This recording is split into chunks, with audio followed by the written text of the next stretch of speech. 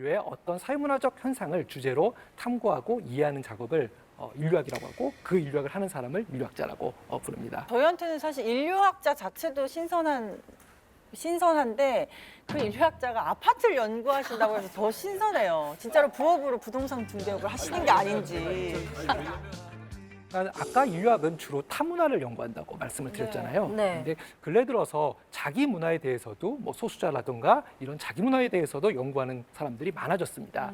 이때 자기 문화에 대한 인류학 연구는 우리 스스로를 일종의 타자 삼아서 객관적으로 보고 연구한다는 뜻이거든요. 그래서 그 점에서 좀 개인적인 이야기를 덧붙여야 될 것 같은데요. 사실 저는 아파트에 대해서 외부자로서 관점을 갖고 있습니다. 어째서요? 그러면 아파트가 없다란 얘기인가요? 맞습니다.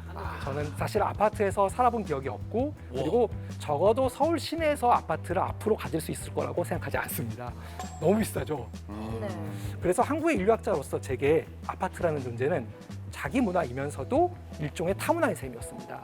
그 덕분에 나름대로 괜찮은 인류학적 연구 대상이 된 거죠. 인류학자시기 때문에 아파트를 연구한다기보다는 아파트에 사는 사람을 연구하시는 거겠네요. 네, 맞습니다. 거기에 더해서 최근에 나타난 새로운 현상들, 그러니까 아파트에서 태어나고 자란 사람들, 이른바 아파트 키드의 등장은 저에게 있어서 어떤 새로운 인류를 만난 듯한 인상까지도 주었습니다. 먼저 영상을 하나 보시겠습니다. 네. 저는 과천 주공아파트 1단지에서 나고 자랐고 한 16년 정도 아파트에서 살았던 아파트 키즈 이한진이라고 합니다. 아파트에서 태어나고 거기에서 자란 사람들을 지칭하는 자연스럽게 생긴 말인 것 같아요. 태어나서 눈 떠서 보고 자란 곳이 아파트 단지이기 때문에 저한테는 고향 같은 곳이고 아파트 키즈들이 얘기를 하면은 대부분 비슷한 경험들을 가지고 있거든요. 아이들이 다 동네에 단지 안에 있고 안전한 놀이터가 있으니까 그냥 그 안에서 막 뛰어놀고 앞집, 윗집 다 서로 이렇게 열어놓고 지내고 그래서 집에 돌아올 시간이 되는데도 애들이 안 들어오면 부모님이 그냥 누구네 집에 가 있겠지 하고 가면은 가서 자고 있거나 아니면 뭐 거기서 저녁 먹고 있거나 지금 뭐 하고 있고 이런 걸 다 알고 있는 어떤 느슨한 관계만 같은 것들이 있었던 것이 참 좋았던 것 같아요.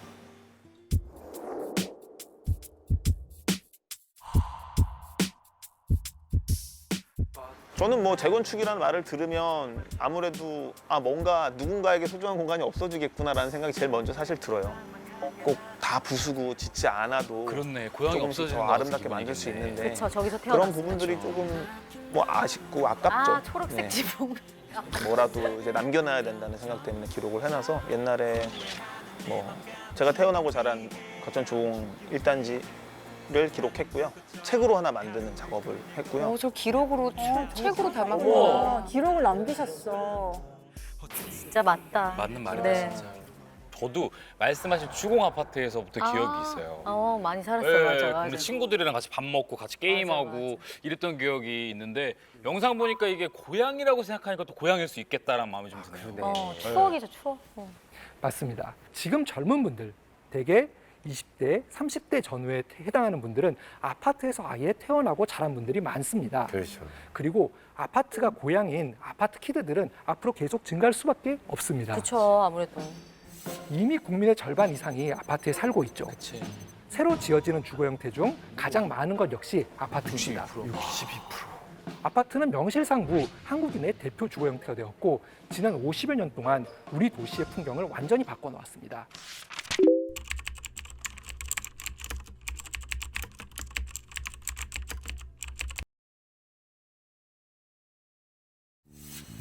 브랜드가 처음 탄생한 이래 아파트 가격은 거의 매년 올랐습니다만 상위 5대 브랜드의 가격 그래프를 보면 더욱 놀랍습니다. 70%요?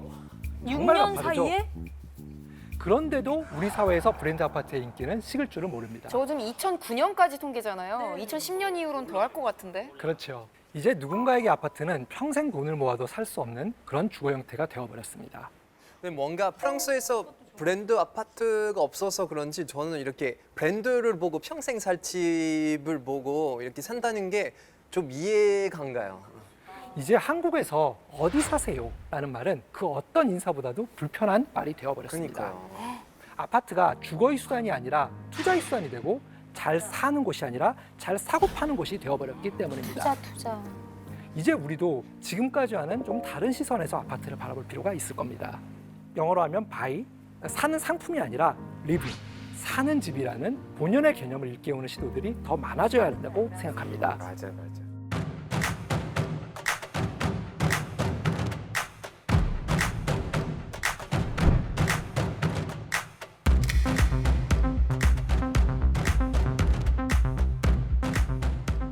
제가 아파트 인류, 특히 근래 지어진 아파트에 살아가는 사람들의 행동 패턴을 연구하면서 관찰한 나름대로의 문화가 있습니다. 오? 혹시 뭘까요? 다들 아파트에 살아보셨으니까 한번 맞춰보시겠어요? 커뮤니티 같은. 아, 서로 말 안 하는 서로 거, 토론 인사 안 안 하는 모르는 거. 거. 맞습니다. 나의 프라이버시를 지키는 거. 이웃에 누가 사는지 모르는 거. 흥미로운 사례들을 많이 말씀을 해주셨는데요. 네. 바로 이걸 가리켜서 저는 한국의 최근에 특히 브랜드 아파트에서 만들어진 일종의 문화로서 무관심의 문화라고 보았습니다. 슬프다, 슬퍼. 사실 마주친 이웃과 인사조차 하지 않게 된 건 우리한테는 어찌 보면 익숙한 현상이 되어버렸습니다. 한 설문조사에서 그 이유를 물었는데요. 왜 그럴까요? 많지 않아서 저 좀 다 읽어봐야겠다 하나씩. 교류를 하지 않아도 딱히 불편한 일이 없어. 불편한 일이 없어서. 저것도 뭐 맞긴 맞다. 사실 최근 지어진 브랜드 아파트는 설계 초기부터 사람들의 동선이 겹치지 않도록 설계되어 있는 공간입니다. 그래야 주민들한테 아파트가 더 프라이빗한 사적인 공간이라는 느낌을 줄 수 있기 때문입니다. 참 신기하다. 그렇다 보니 이웃과 소통이나 교류를 한다는 건 정말 쉽지 않은 일이 됩니다. 아, 맞아.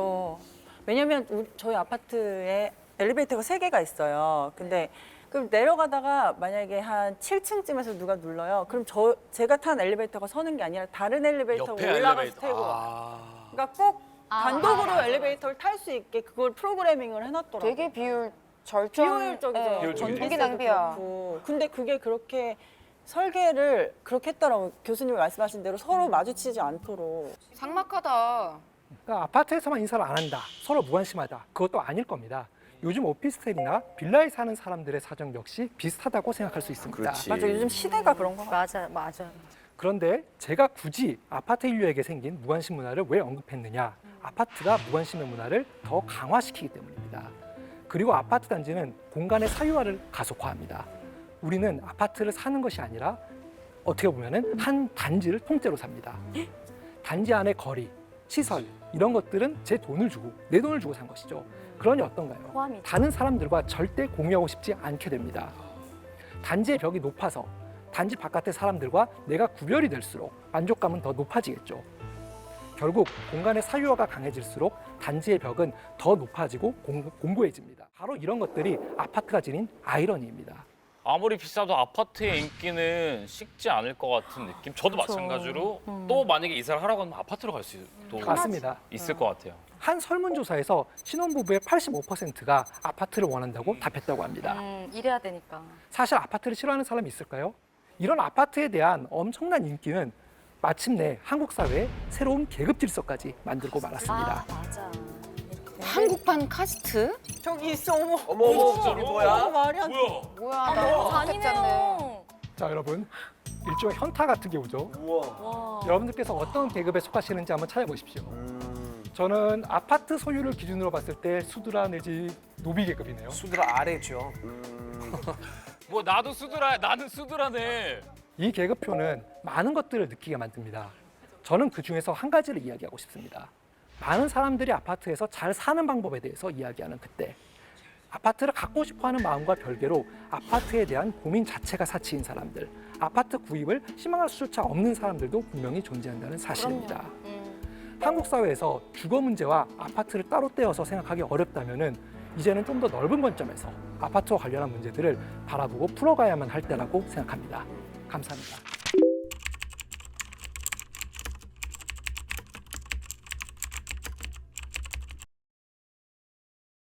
아파트의 사실 가장 그 장점이라고 할 수 있는 게 사실 편리함 그리고 또 안전함이라고 할 수 있죠. 그건 부인할 수 없는 사실이죠. 근데 그래서 아파트 단지 뭐 벽을 만드는 게 맞다 아니면 없애는 게 맞다 이렇게 이분법적으로 저희가 접근을 하는 것이 아니라 어쨌든 단지가 생겼을 때는 그게 도시 전체에서 어떻게 조화를 이룰 것인가에 대한 사실은 같이 공생할 수 있는 방법을 좀 고민하는 것이 굉장히 중요합니다.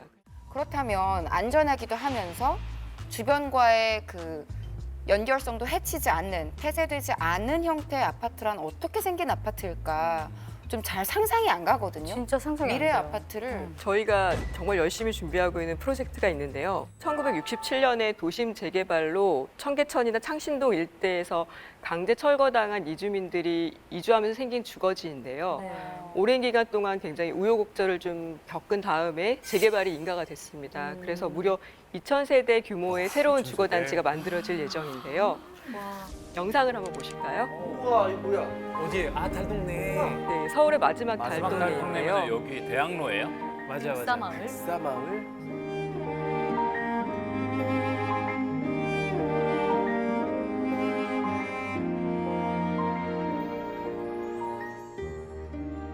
진짜 어머, 이런 나무들이 마을이 너무 있구나. 예쁘다. 삼계사. 저기다가 이제 아파트를 짓는구나. 와 진짜 많다. 당시 서울시에서는 백사마을 재개발을 위해서 국제 공모를 했고요. 국제 공모. 5개 컨소시엄으로 참여했던 저희 팀이 당선이 됐습니다. 국제 공모인데. 두 분이 같이 그 팀에 소속돼 있으세요? 네, 맞습니다. 두분 다? 네네. 이번엔 변화된 백사마을을 한번 보여드리겠습니다. 궁금해요. 기대돼요. 미래의 모습? 어떻게 공생하면서 상생하면서 아 이렇게 와. 아 이렇게? 어? 아파트가 와이. 높이가 높낮이가 어머 우와, 무슨 타운하우스 느낌. 다 섞여 있어요. 아파트, 빌라, 빌딩 느낌도 있고 네, 타운하우스. 지금 저희가 작업하면서 사실 굉장히 중요하게 생각했던 것이 바로 이 마을의 길을 살리는 일이었는데요. 일반적으로 이제 아파트 단지가 들어서게 되면 내가 전에 그 동네 주민이었어도 사실 내가 어디에 살았는지 전혀 알 수가 없거든요. 네. 왜냐하면 전에 있던 골목길을 다 없애고 땅을 평평하게 만든 뒤에 맞아, 아파트를 짓기 때문인데요. 저희는 한국 같은 경우는 굉장히 구릉지가 많은 지역인데 그럼 우리만의 좀 독특한 아니면 우리만의 어떤 이야기를 담은 아파트가 필요하다고 생각을 했었고요. 그래서 재개발된 아파트 단지 내에 어느 곳을 가도 과거의 어떤 길이라든지 아니면 어떤 산이라든지 나무라든지 이런 기억을 좀 떠올릴 수 있도록 설계를 했습니다. 오늘 말씀 많이 나눠봤는데 좋은 건축물은 사실은 훌륭한 건축가도 있어야 되지만 훌륭한 건축주도 또 있어야 합니다. 그래서 그렇죠. 앞서 말씀드렸던 것처럼 건축은 우리가 바라는 이상이 높을수록 그에 대한 어떤 수준의 건축을 저희가 또 알아볼 수 있고 그리고 또 그에 맞춰서 진화할 수 있기 때문이죠. 그래서 저희가 잘 먹기 위해서 우리가 좋은 재료나 요리법을 배우는 것처럼 더 좋은 삶을 살기 위해서 우리가 경험하는 모든 건축물에 관심을 가지고 배운다면 그래서 우리 국민 모두가 좋은 건축적 지식을 가진 건축주가 된다면 우리 아파트, 나아가서는 도시 전체가 더 살기 좋고 아름답게 변화할 것이라고 생각합니다. 너무 멋있는 말이야.